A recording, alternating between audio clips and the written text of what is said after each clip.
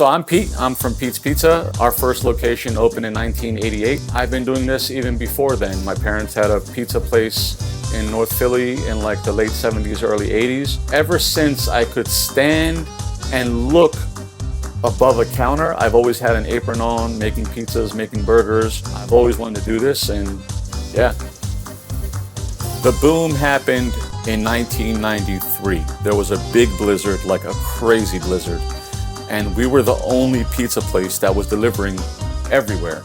And we were known for going into projects, going into bad neighborhoods, going here, going there. Like, to us, it was like, if you got money, we gotta feed you. If you're hungry, we gotta feed you. It didn't matter like where you were. And the blizzard of 93 kind of cemented that for us. We started expanding and opening more pizza places. In the pizza business, in the restaurant business in general, I would say, the person who's at the counter is the person that represents the whole entire business. You know, it was a lot of times of people making mistakes, not being able to keep up with the phone calls, not being able to keep up with the business, people getting into arguments on the phone, customers cursing out the person on the phone, which, you know, people would always tell me, oh, you have rude staff. I'm like, dude, you don't understand what it's like to be on the phones and the amount of pressure and how many phones are coming. Now, with Tarro answering the phones, there's not going to be mistakes. There's not going to be things forgetting to be charged for. There's not going to be, hey, I forgot, hey, I messed up, because there's not as many, you know, mistakes or things being forgotten about. And I'm sure that people calling and dealing with a person who's polite is very beneficial as well. We had a lot of people that were working with us for a long time, but, you know, it very much helps to streamline the business and just make it a lot easier, because the orders are going to one place. We know there's not going to be mistakes. There's not going to be issues. We know.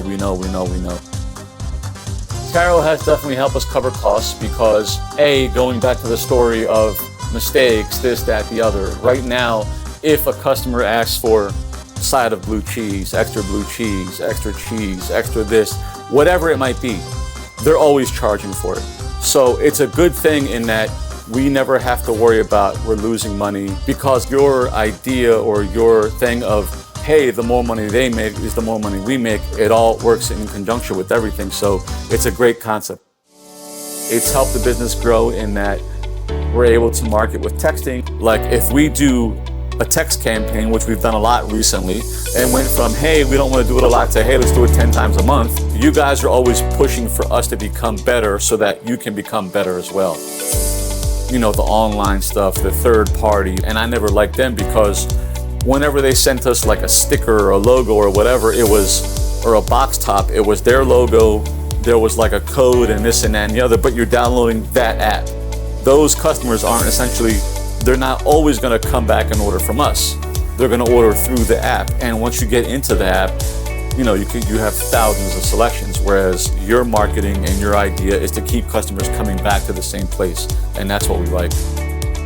Tarro delivery and Tarro answering the phones, the options are pretty much endless, because we can keep opening places and just kind of have it going and pushing. Since the onset of Tarro, and especially Tarro delivery, we've again been discussing opening more locations, doing different things. With Tarro, it'll become easier for us.